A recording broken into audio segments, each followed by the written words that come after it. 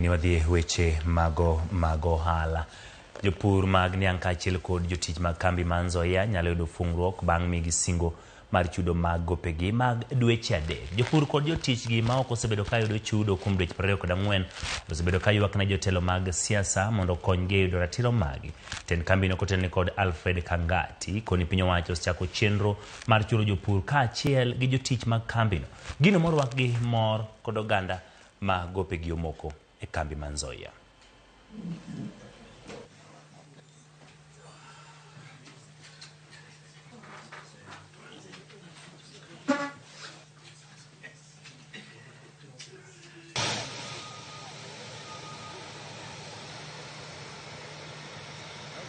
The government, through supplementary budget, has released 654 million shillings through Ministry of Agriculture, and basically 354 million shillings will go towards the redemption of farmers' arrears, and farmers are likely to start enjoying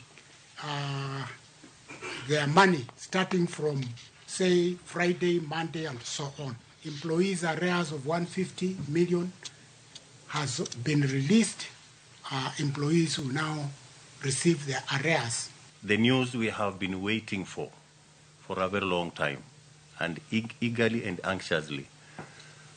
We have seen the communication that at least the 150 million that the Excellency had promised employees when he visited Nzoia has already been released. Alituambia ya kwamba pesa iko na hiko kwako, lakini kwa sababu leo pesa iko, nashukuru serikali kuleta pesa ya wakulima na pesa ya wafanyikazi.